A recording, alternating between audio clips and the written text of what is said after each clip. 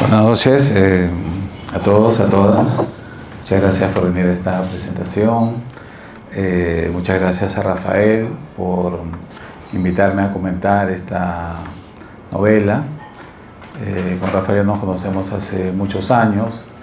Yo también tuve el honor de comentar su primera novela sobre Fitzcarrald, que hace unos 15 años más o menos, ¿no? Ayer.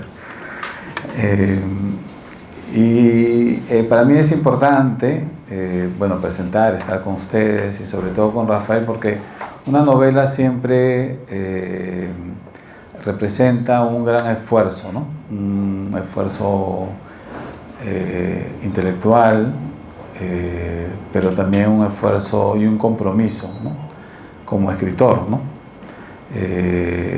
Implica disciplina, implica paciencia, implica romper temores, implica construir un mundo, ¿no?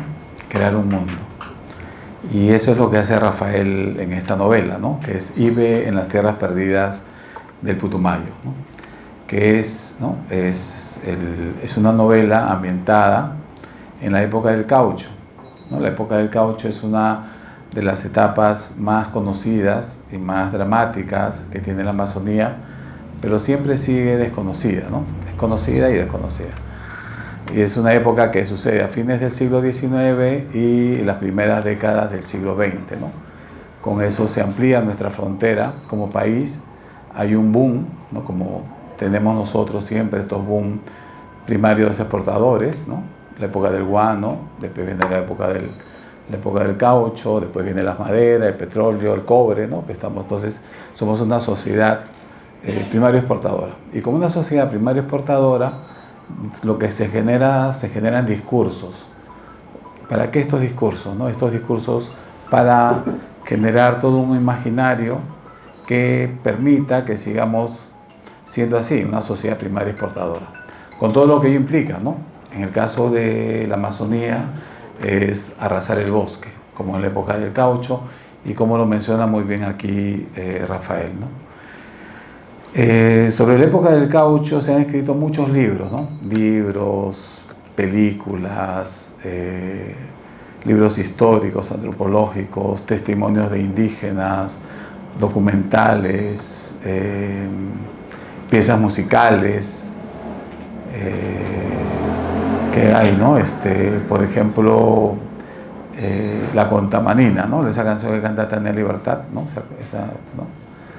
Esa canción era la canción del cauchero, esa melodía era la canción del cauchero. Y se fue transformando y después ahora es La Contamanina, ¿no? Pero una canción que nace en esa época. Entonces, sobre la época del caucho se han escrito muchas novelas, ¿no? Y por eso esta época es bastante conocida, a veces más en el extranjero que en el Perú. Yo cuando he viajado afuera, hay gente que conoce, ¿no? El personaje emblemático, por ejemplo, de Julio César Arana, es conocido por las novelas, ¿no? Una de las primeras novelas fue La Vorágine, ¿no? De José Eustasio Rivera, de 1924. José Eustasio Rivera, un diplomático colombiano, él viene al centenario de la independencia y él escribe una novela, que es una de las novelas más importantes de Colombia, ¿no? Y como esas hay varias, yo había mencionado algunas de las principales. Después de la Vorágine viene una novela también conocida de Vicki Baum, que es un bestseller internacional, ¿no? En ese tiempo, en los 40, 50, no había internet, Facebook, ni nada de eso. Pero esta novela, Vicki Baum, El bosque que llora, fue un bestseller que se tradujo a muchos idiomas. Y ahí también aparece la figura de Julio César Arana, ¿no? Después, en el caso peruano, hay una novela de Enrique Garurevich del año 68, que es interesante, se llama El paraíso del diablo, y refleja el viaje de los cónsules Mitchell y Fuller al Putumayo en 1912, que también aparece en la novela de Rafael. Luego está una novela escrita por Mirko Lauer, Pólvora para gallinazos, que aunque sucede en Lima, es un policial interesante, pero con personajes huitotos, ¿no? Es una mente muy buena esa novela. Que primero esa la edita con un seudónimo en los años 80 y la acaban de reeditar, ¿no? Y después está la que sí llama la atención, que es la novela emblemática masónica por excelencia y que no toca el tema del caucho, es Sangama, ¿no? Sangama es la novela que hemos leído muchos de nosotros, publicada en 1943 de Arturo Hernández, y él hace una estrategia narrativa, entonces menciona toda la historia de la novela en 1895, antes de los sucesos del caucho, que como sabemos es en los primeros años del siglo XX, ¿no? Y Sangama Arturo Hernández no cuenta la historia del caucho porque Arturo Hernández es también familiar de Arana, por los Hernández, ¿no? Entonces es obvia la época del caucho y las matanzas de Arana, ¿no? Y después viene, bueno, El sueño del Celta, ¿no? Que es de Vargas Llosa, que es una novela que es el año donde él gana el Nobel, ¿no? Pero en el extranjero también hay otras novelas, ¿no? Hay otra novela de Sebald, es Los anillos de Saturno, que también hay una parte que habla sobre la visita de Casement a esta zona, ¿no?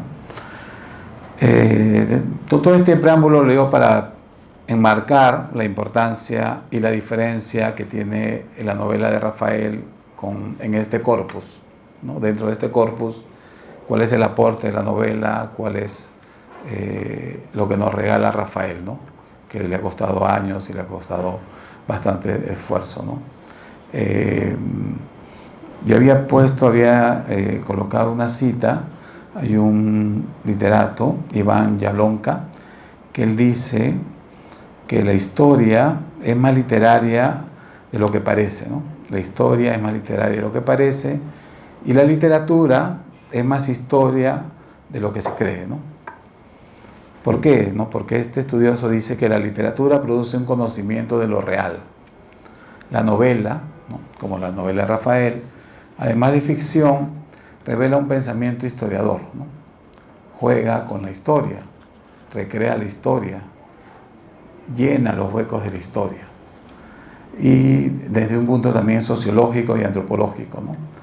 Provisto de herramientas. Y es una manera, desde la ficción, una manera de comprender el presente y el pasado, ¿no? Yo digo la novela de Rafael, estaba pensando hablando del Putumayo, que es lejos, ¿no? Que era una novela fronteriza, ¿no?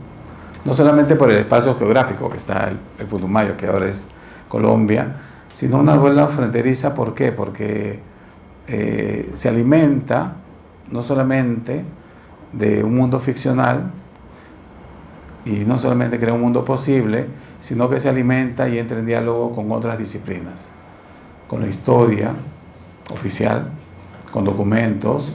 Rafael utiliza documentos, crónicas, prensa de la época, testimonios orales, diarios,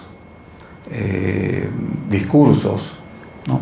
Entonces es una novela fronteriza que se le va alimentando de todos estos elementos y a partir de estos elementos empieza a dibujar, a reflejar, a representar todo este mundo del caucho. Y tiene varios aspectos interesantes, ¿no? Empezando por la estructura de la novela. La estructura de la novela son capítulos, hay un capítulo, está enmarcada en capítulos que son cada uno difiere. Entonces hay un capítulo, por ejemplo, los capítulos pares son los capítulos que tienen las voces indígenas y los otros capítulos son los capítulos donde ya se ve lo que decía, ¿no? Estas marcas intertextuales de discursos, de de la prensa y de documentos de la época. Un aspecto interesante también en la novela, en el mundo ficcional de Rafael, que no he visto en otras novelas, es que cuando se habla de la época del caucho, siempre se victimiza al indígena, ¿no? Que sí, hubo matanzas. Murieron miles de indígenas, pero hubo una resistencia indígena y una, como dicen los antropólogos, agencia indígena, ¿no? Siempre contra los caucheros. Y eso lo describe muy bien Pineda Camacho en un libro, Holocausto en el Amazonas, que es publicado en España, y él habla en Colombia, y él habla de las rebeliones indígenas, ¿no? Sobre todo las de Catenere y Araucamena, que se rebelan contra Arana. Pero decía esto, ¿no? Que la literatura, ¿no? A veces habla, dice, donde se queda la historia, la ficción nos puede ayudar a entender, ¿no? estos hechos históricos. Y donde se queda este documento importante de Pineda Camacho de las rebeliones, se explora mucho más, de una manera más sutil, más rica y más profunda, porque es más subjetiva además, que lo que nos ofrece una buena novela como la de Rafael, en el pensamiento indígena y en esta capacidad que tienen ellos de rebelarse, de resistir, de confrontar y de también adueñarse de lo externo, ¿no? Entonces el personaje importantísimo acá, el personaje Ibe, ¿no? Que es un indígena huitoto, que es una persona también que diríamos transatlántica, ¿no? Ahora se le llama, ¿no? Esto que viaja, que se percude de diferentes tradiciones culturales, bebe de muchas culturas, aprende a leer, es amigo de curas, es amigo de periodistas, y es el personaje que nos hace ver a los otros personajes importantes que hay en la novela, ¿no? En la novela de Rafael están bien retratados todos aquellos personajes que están en libros separados y que cada uno nos explica la época a su manera, ¿no? Por ejemplo, está Arana, de Arana están los diarios y los documentos de descargo que él hace ante la corte en Inglaterra cuando lo juzgan. Están los documentos de Casement, están los documentos del juez Valcárcel, los escritos de Saldaña Roca, por ejemplo, testimonios de los agustinos, ¿no? Todo ese mundo que está en diferentes bibliografías y uno puede acceder, todo está condensado y está, además de condensado, está recreado. O sea, con todo ese material libresco, más la vida de Rafael, ¿no? Porque siempre los escritores dicen que uno escribe de lo que vive y de lo que lee, ¿no? Más todo eso, porque hay bastantes cosas también de la historia oral loretana, ¿no? De los 50, de los 60, de historias familiares. Se nota que hay un trabajo ahí también de investigación, tanto de libros como de historia oral. Entonces, con estos materiales, Rafael nos presenta una historia entrañable, ¿no? Y con personajes inolvidables, como el de Ibe, ¿no? Ibe es un personaje, es un indígena que va transformándose en su relación con el otro, con el de afuera.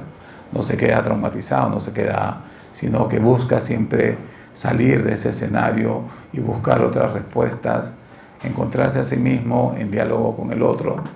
Viaja a Iquitos, viaja a otras ciudades y tiene una respuesta frente al escenario, ¿no? Y una respuesta no solamente como individuo, sino también como sociedad. Rafael también, como buen novelista, presenta todo el escenario del caucho y deja en libertad a los personajes, ¿no? Eso también es un aporte de Rafael sumamente valioso.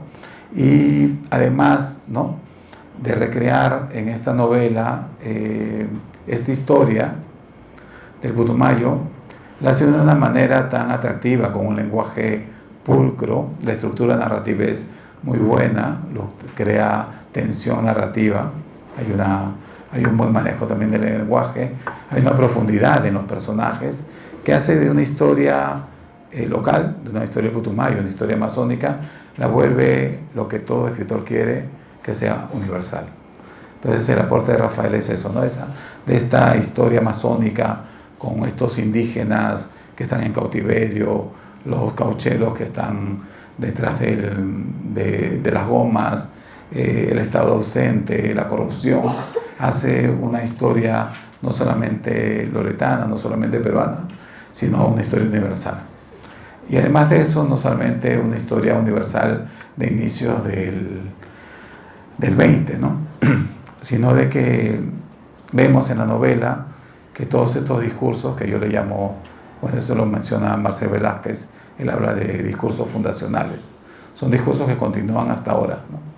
Viendo esta relación que tenemos a veces a los indígenas, que los discriminamos y están, no pueden ejercer plenamente su ciudadanía como nosotros. Entonces todo esto está marcado en esta gran novela y estupenda novela de Rafael, ¿no? Sobre el caucho, como yo mencionaba, todas estas novelas, que todas son buenas, pero todas tienen algo en común, ¿no? Que todas van desde un punto de vista, ¿no? La de Vicky Baum, la de Lauer, la de Gargulevich, ¿no? Todas desde un punto de vista de un escritor, ¿no? Que es una primera manera de que un escritor se acerque a una novela, porque una novela es complejo escribirla, ¿no? Entonces una manera sencilla es en primera persona y escribe uno, ¿no? Como ahora se habla de la autoficción y todo eso. Pero lo que hace Rafael es más complejo, ¿no? Es presentarnos un mundo, nos construye un mundo desde la ficción. Lo que se llamaría en el boom, se llamaba la novela total, es esto, ¿no? El trabajo que a Rafael le ha costado muchos años, le ha costado bastante esfuerzo y que a nosotros nos gratifica como lectores, ¿no? Yo cuando he estado leyendo la novela también, con las lecturas que tengo yo de la época, me ha ayudado también a entender, a clarificar y a ver, ¿no? Con nuevos ojos también esta época, ¿no? Entonces va mi agradecimiento a Rafael por este trabajo que le ha costado tantos años y que yo espero que todos aquí la lean y que se pueda difundir también en otros espacios. Bueno, muchas gracias.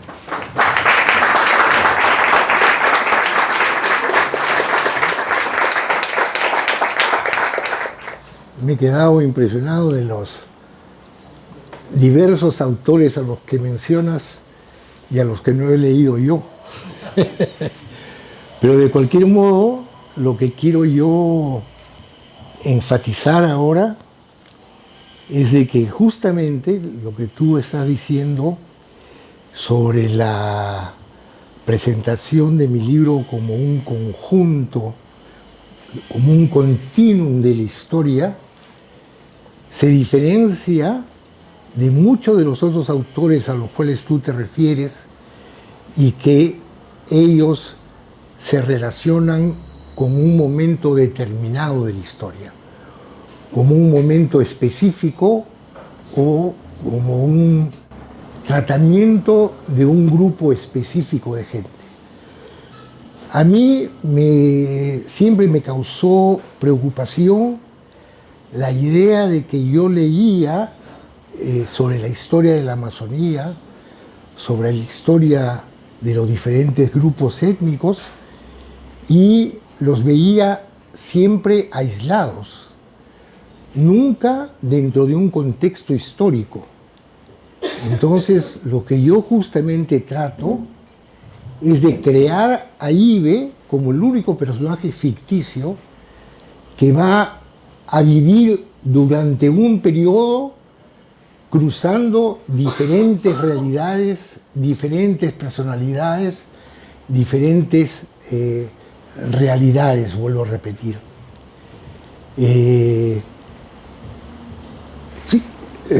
Ibe es el único personaje ficticio en mi novela, sin embargo él se relaciona con Arana, se relaciona con personajes tan diferentes como Hardenburg, como Casement, como Saldaña, conversa con ellos, dialoga con ellos y reproduce con ellos una realidad que uno no encuentra en otros tipos de novelas. Yo espero haber logrado eso en esta novela, que yo no había encontrado nunca antes, una integración de esta naturaleza. Además, yo siempre me he esforzado por escribir para que la gente pueda acceder a la historia.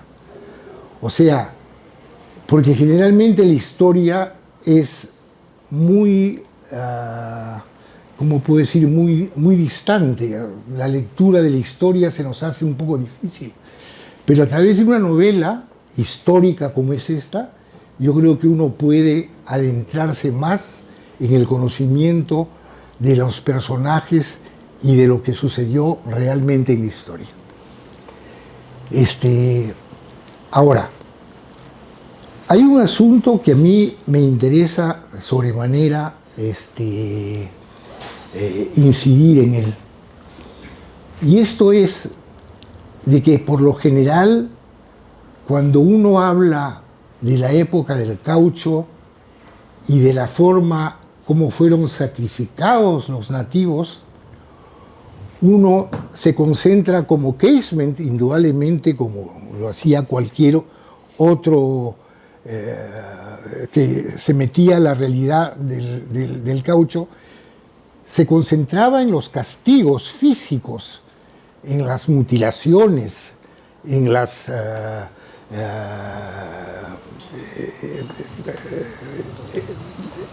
en la forma como afectaban físicamente al nativo.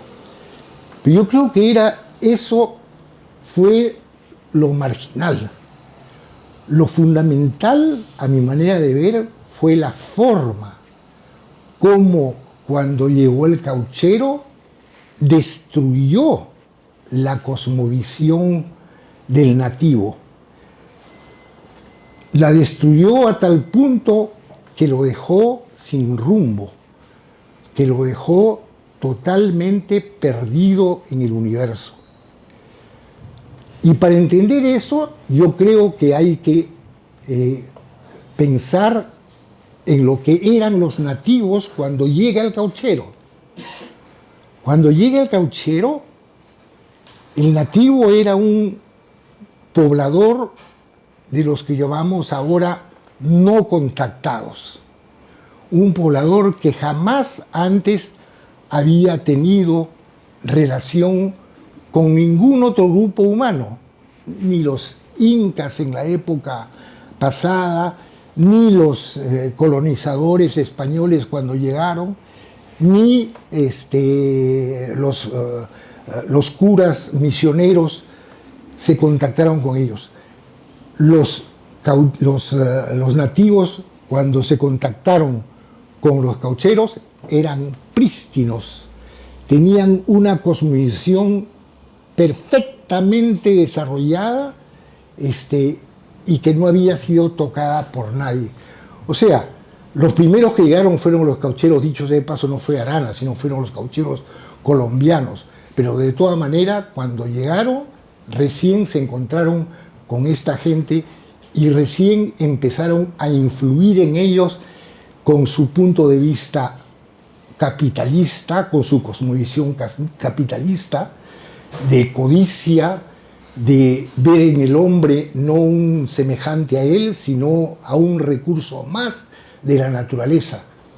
Entonces, eso les dio lugar a que pudieran explotarlo como lo explotaron y que pudieran hacerlo trabajar como ellos no sabían trabajar.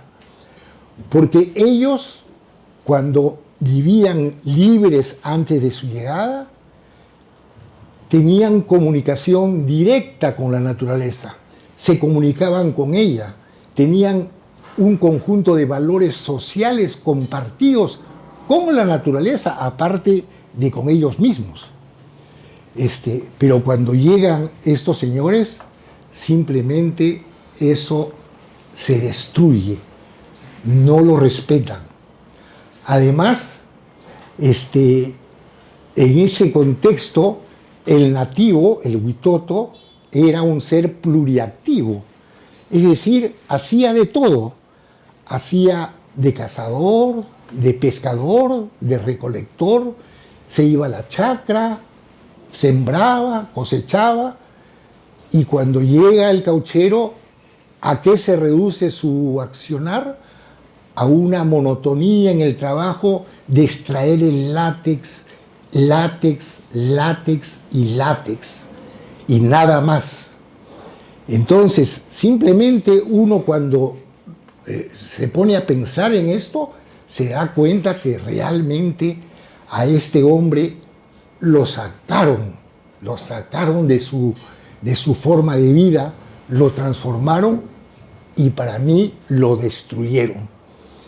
Los castigos físicos, las flagelaciones, mutilaciones, ya fueron una cosa marginal a mi manera de ver, desde el punto de vista de que lo que hizo el cauchero fundamentalmente fue destruirlo, deshacerlo.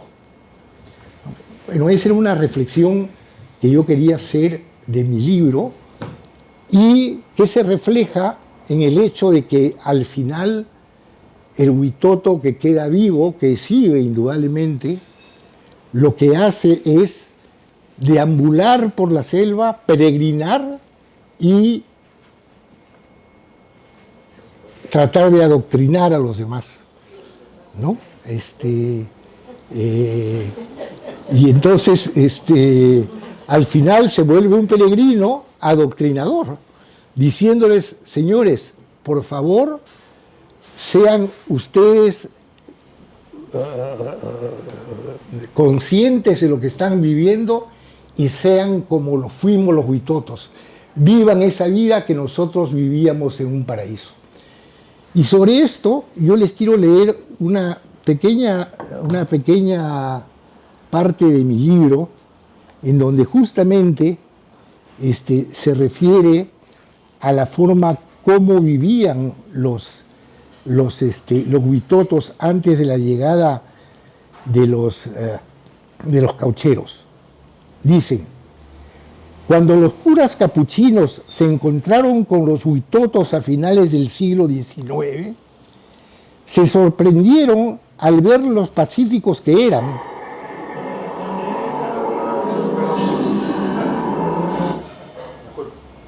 Y lo arraigadas que tenían sus costumbres y tradiciones, a pesar de lo cual se mostraban abiertos a interactuar y compartir con extraños sus experiencias y a descubrir las de ellos. Uno de esos capuchinos dejó el siguiente testimonio. Lo que hace que estos infieles sean más estables y accesibles a su genio festivo y alegre y a lo que se parece que no conocen las penas, pues siempre están en la risa en los labios, con la risa en los labios, son de carácter activo y emprendedor. Lo que ven, quieren hacer e imitar. Aúna en ellos la curiosidad y no hay cosa que llegue a sus ojos que dejen de escudriñarla y enseguida preguntan lo que significa. Su inteligencia es muy despejada, su memoria fácil para retener lo que oyen, pero lo que más consuela y da esperanza en ellos es la afición que tienen para aprender y repetir ya en reunión, ya a solas, lo que les enseña el misionero. Así vivían y así eran los huitotos, hasta que llegaron los caucheros, colombianos primeros y peruanos después. Según relatos de miembros de esa etnia que vivieron a finales del siglo XIX, esto ya está escrito por mí, y principios del XX, antes de su contacto con los blancos, la vida en aquellos tiempos era un paraíso. Esto me lo confirmó Santiago Yaguarcani, un destacado artista nativo del pueblo Huitoto, cuando lo visité hace unos años en su casa en el caserío de Pebas. Él me confesó que su abuelo no se cansaba de contarle que en aquel entonces los huitotos vivían como en un paraíso. Y yo debo terminar diciendo de que efectivamente cuando yo estuve con Santiago viviendo con él por unos días, cuando vi la forma de actuar de él y su esposa en su medio ambiente, realmente uno decía, qué feliz vive esta gente, porque se despertaba, salía, se iba a la chacra, recogía los alimentos que tenía que recoger, se iba a pescar, se iba a cazar, hacían su cazabe en la casa, todos en paz se sentaban, los niños jugaban y todo lo demás, cosa que hoy día para nosotros es muy difícil hacer. Y yo creo que para ellos también sería difícil si es que vivieran con gente codiciosa y ambiciosa como la que nos rodea hoy en día. Bueno, eso es lo que yo quería decir en cuanto a lo que escribí. Muchas gracias.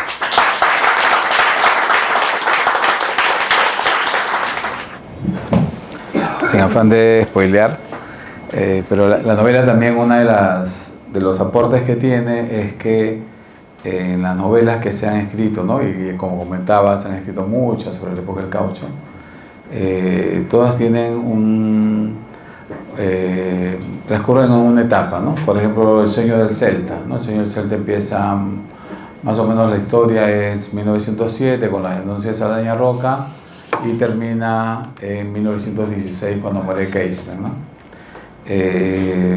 Igual, La vorágine también transcurre en una etapa, ¿no? El aporte de la novela de Rafael es que es una época mucho más larga, ¿no? Está desde fines del 19, alrededor de 1880, y encontramos historias hasta los años 60.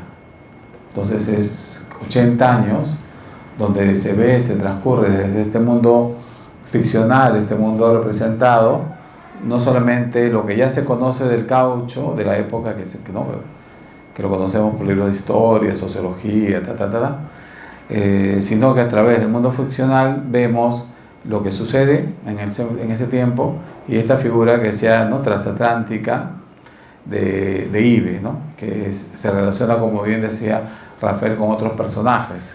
Se relaciona con Arana, ve de cerca a Benavides, al mariscal Benavides, ¿no?, con padres agustinos, todo. Y también vemos el devenir después también de los propios caucheros, ¿no? La vida de Arana después del caucho, la vida de otros empresarios loretanos y la vida también de los propios pueblos amazónicos, ¿no? Entonces, en eso decía, ¿no?, lo que se denominaba en el boom esta novela total, ¿no?, el querer atrapar un mundo, de construir un mundo, está en este aporte que nos da Rafael en su novela Ibe en las tierras perdidas del Putumayo, ¿no? Tú describes muy bien en la selva. Yo que he paseado por ahí algunas veces, describes perfectamente la naturaleza que necesitas. Y he aprendido mucho. Y te agradezco. Y también, por ejemplo, me he enterado que Iquitos no fue siempre la capital de Loreto, sino que era Moyobamba, ¿no? Los propios loretanos no lo sabían. Y también me gustaría, si es que es posible, que me cuentes, porque Ibe participó en la guerra, ¿no?, en la toma de la Pedrera, y después se escapó. Pero antes de eso,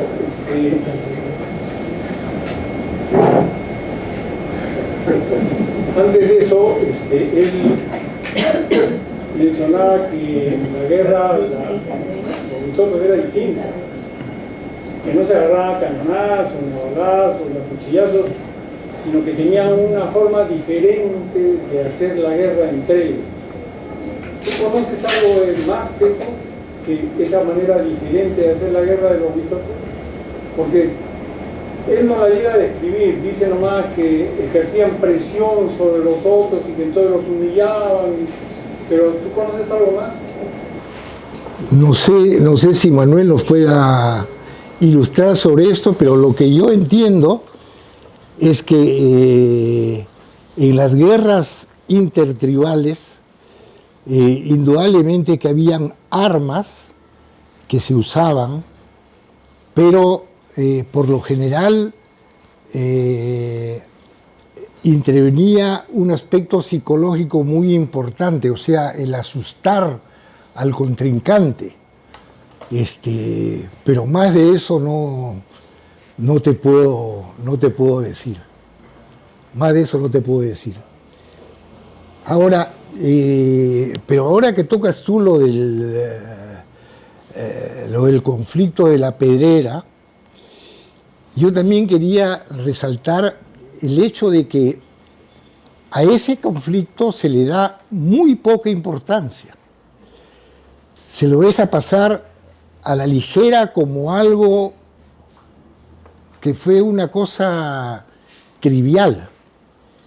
Sin embargo, yo me dediqué a estudiar sobre lo que fue ese conflicto y me costó varios viajecitos en el Metropolitano hasta el centro para llegar a la Cancillería y llegar al archivo y sentarme a leer los documentos. Y lo que uno deduce de lo que ve, de la realidad que descubre, es que en realidad los colombianos, cuando invadieron la Pedrera, no simplemente querían estarla ocupando porque era un puesto importante, sino que tenían detrás de la cabeza un plan realmente muy grande, que era el de controlar la Pedrera, controlar la margen derecha del Caquetá y desde ahí proyectarse al Putumayo y controlar el área entre el Caquetá y el Putumayo, donde, dicho sea de paso, estaba trabajando Arana y sus huestes. O sea, prácticamente el área entre el Caquetá y el Putumayo era de los peruanos por acción de Arana, que había metido a todos sus trabajadores en esa área. Sin embargo, cuando se habla de que llega Benavides con sus huestes para combatir a los colombianos que habían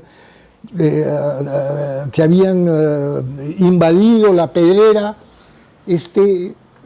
se lo toma como si fuera un acto muy elemental, que Benavides derrota al general Gamboa en la Pedrera, y después de esa derrota se da con la sorpresa de que los diplomáticos habían llegado a la conclusión de que realmente ese territorio le pertenecía a los colombianos y que en consecuencia Benavides tenía que devolverlo. Cosa a lo que Benavides se rehusó y se mantuvo ahí durante 3 meses, ¿no? sin cederlo. Pero realmente, si uno se pone a pensar, lo que le costó a Benavides llegar a la Pedrera, no sé si puedes proyectar el mapa, ya no está el pata. Lo que le costó a Benavides llegar al lugar de los hechos, a la Pedrera, y lo que le costó a los colombianos movilizar sus fuerzas para llegar a la Pedrera, no era moco de pavo, como dicen. O sea, fíjense ustedes en dónde está la Pedrera.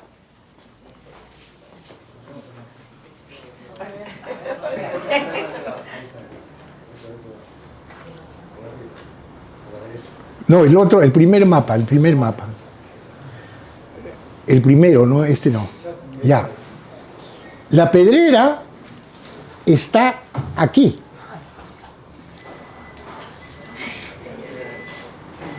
Y Benavides, para llegar a ese lugar, tuvo que recorrer toda la sierra, toda la selva, llegó a Iquitos y tuvo que navegar por el río Amazonas hasta el Japurá y el Caquetá hasta llegar acá. Un recorrido de 3 meses. Y los colombianos, para llegar a la Pedrera, partían de Bogotá, se iban al Mar Caribe, pasaban por Barbados, llegaban a Belén do Pará y ahí entraban por el Amazonas y llegaban a la Pedrera. O sea, no era un canto de sirenas, era toda una maniobra. Y sin embargo, no se le dio importancia al hecho de que Benavides fuera al lugar y lograra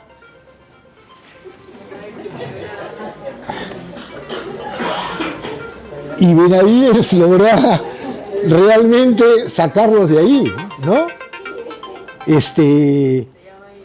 Entonces, la cuestión es de que 11 años después, en el año 1922, ya ni siquiera necesitaron mover nada.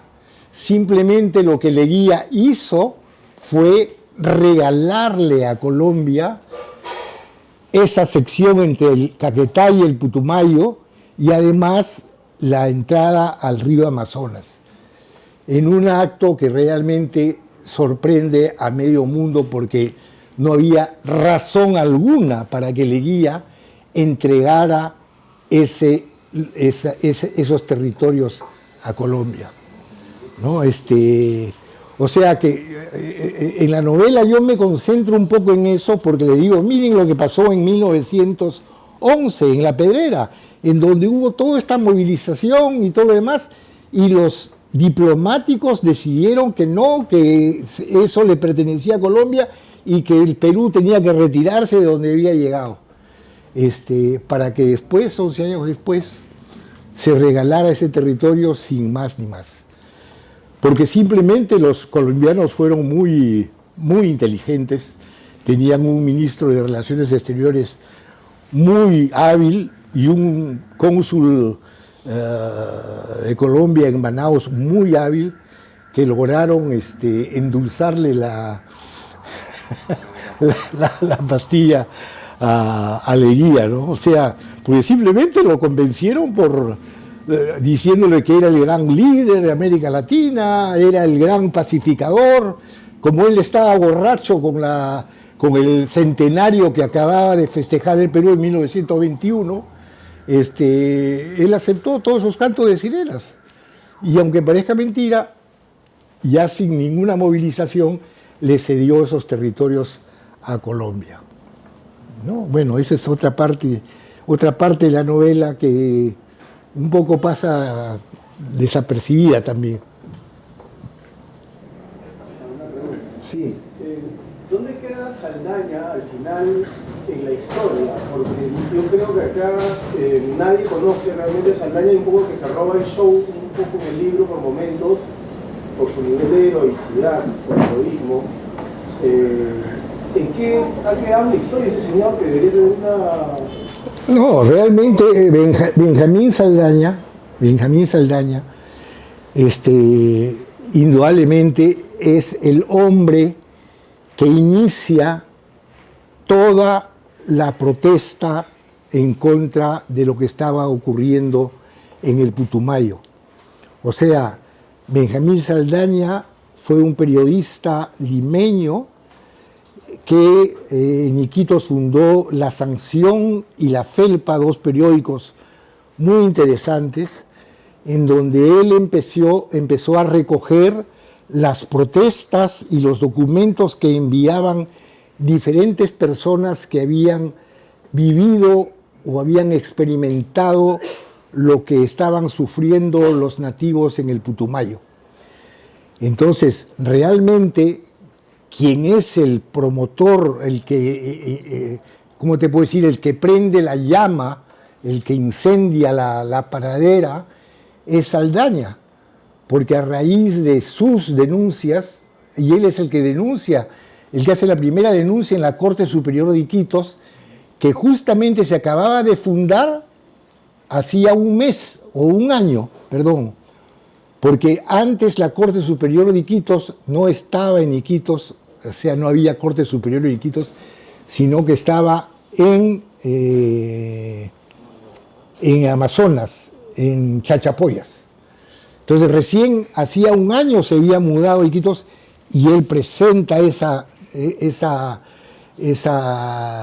ese proceso ante la Corte Superior y ahí se inicia, no sé tú qué dices, Manuel, él es el que inicia todo este movimiento de denuncias. Por supuesto que Arana lo acusa a Saldaña de ser un mañoso, ¿cómo se dice? Uno que trata de ganar dinero por acusaciones falsas que hace. Pero indudablemente que Saldaña es un héroe histórico en la narrativa del caucho, sin duda, ¿no? Sí, Saldaña Roca era, como dice Rafael, él estuvo aquí en Miraflores, en la defensa de Lima, con los chilenos. Él peleó, ¿no?, en el reducto, en el reducto 2, y peleó, lo irónico de la vida es que él pelea conjuntamente con alguien que después es antagónico a él, que es Carlos Rey de Castro. Los dos pelean juntos. No sabía eso. Saldaña Roca era un poco mayor, anarquista, él era muy ferviente seguidor de González Prada, y Rey de Castro era del Guadalupe, ¿no? Era de los llamados cabitos, ¿no? Los cabitos estos que llevaban el agua y las municiones, entonces pelearon, ¿no? Y todos los que pelearon en la época aquí en Lima, todos estos que pelearon, le llamaban tenían los inmortales, le decían, ¿no? Porque tenían un aura de haber defendido Lima, ¿no? Entonces eso pasaba los años. Y ellos fueron a la selva, como varios otros, ¿no? Loaiza vino de Tarapacá, estuvo también Melitón Carvajal, también que peleó en Angamos, él también hizo un recorrido por los ríos, ¿no? Muchos que pelearon en la guerra, pero Saldaña Roca tuvo una suma importancia porque fue el primero que hizo las denuncias. Y como menciona Rafael en la novela, tiene que salir, ¿no? Tiene que salir de Iquitos, y él viene a Lima a la prensa, al periódico, ¿no?, que está aquí ya no está, ¿no?, pero sigue en Baquija, ¿no?, en el Girón de la Unión. Estaba Clemente Palma, director, el hijo de Ricardo Palma, y le dan un puesto a Saldaña Roca siendo periodista, pero le dan un puesto de portapiegos, ¿no?, de llevar papeles. Eso trabajó acá, ¿no? Y después de eso, Saldaña se va, lo que sabemos es que se va a Cerro de Pasco en 1912, ¿no? Hay un recorte de un periódico que encontré en Iquitos de Saldaña Roca, que le pide un aviso a un amigo que le envíe unas cosas que había dejado en Iquitos, ¿no? Eso es el 12, ¿no? Y se supone que muere ahí, en Cerro de Pasco muere el 12 o el 13, es lo que no está el dato, todavía no se encontraron los datos oficiales de eso, ¿no? Pero es un personaje sumamente importante, valioso para la época. Yo encontré en un archivo de unos libros de bautismo que era muy comprometido. Entonces la parte que tú describes, lo de Ibe con Saldaña, esas partes para mí fueron muy emotivas, porque yo he encontrado en los libros de bautismo de la época a Saldaña Roca como padrino de varios indígenas. Apadrinaba a los indígenas, ¿no? Los cobijaba, era un benefactor de indígenas, ¿no? Entonces, es una persona sumamente respetable, valiosa y valiente, además, ¿no? Que bueno, tuvo ese final y es importante también en la novela, ¿no? Sí. Bueno, ya ven ustedes por qué es que le pedí a Manuel para que sea el presentador de mi libro, por el conocimiento histórico que tiene, que es mucho más profundo que el mío, por supuesto, porque todo esto que me has dicho yo no lo conocía, pero sí sabía el hecho de quién era Benjamín y la personalidad que tenía Benjamín Saldaña y lo que hizo Benjamín Saldaña. Pero estas cosas que me cuentas ahora son muy valiosas, son muy interesantes. Muchas gracias, Manuel. No, a ti.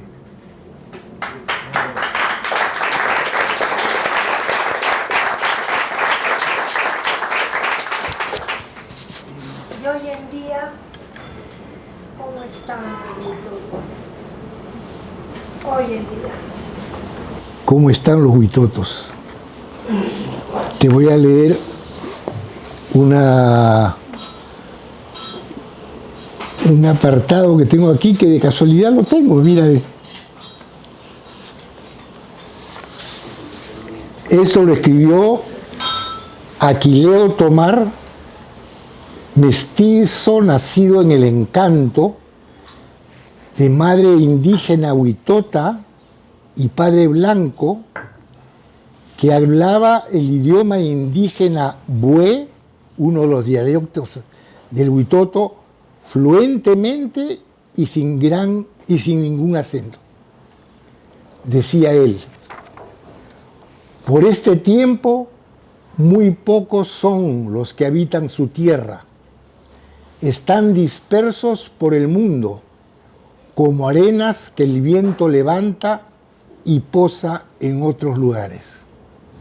O sea, hoy en día los huitotos se concentran más en la parte de Colombia, pero de todas maneras no son lo que eran antes.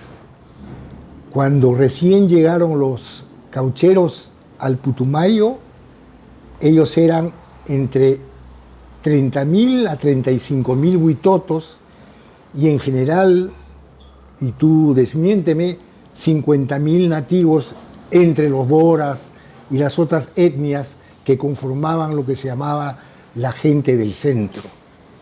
Entonces, pero después de todo lo que pasó, se diseminaron y ahora están más o menos concentrados, porque el gobierno colombiano tiene una política muy, muy positiva para con los nativos huitotos y de todas las etnias en Colombia. O sea que eso es lo que pasa ahorita con los huitotos. Sí, Lolo. No solamente linda la propuesta de él, la suya, o la tuya, que nos hace pensar en esa magia que encuentras con tu libro, ¿no? A partir de investigaciones académicas, pero amarras eso como unos libros, ¿no? Como los tejidos en nuestra querida selva, ¿no? Que son que han sido plasmados, ¿no? Pero poco conocemos. Eso solamente aplaudo tu actitud reivindicativa, ¿no? De resistencia a través de la literatura y la historia, que nos da un mensaje ahorita inmediato de que el combate continúa, ¿no? Que hay muchos cercenados, ¿no? El país menos cercenado, prohibido. Decía este indio, ¿no? David, porque ha perdido por querer hablar como blanco, una señora equilibrada. Sí. O sea que es de una indignación, pero si fuera ese caso, ¿no? Pero como es un sistema cultural que nos vivimos, ¿no?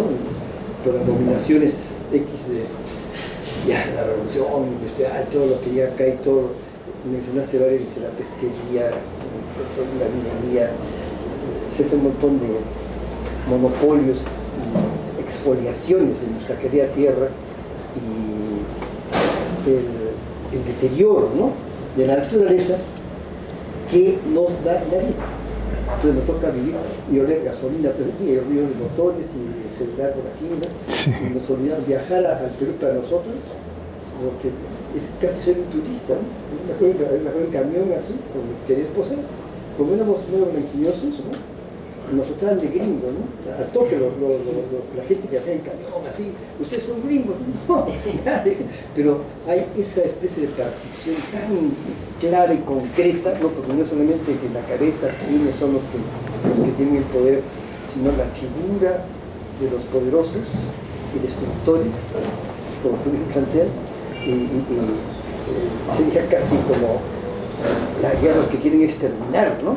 Exterminar justamente la población que nos hace ser Perú en tantas regiones diferentes. Y aplaudo a todos, la gente que está acá, también nos ve por ahí. Solo puedo decir eso porque ya han dicho ustedes bastantes cosas preciosas, ¿no? Gracias. Así es, mi querido Rafael, ¿no? Muchas gracias, Toro. Gracias.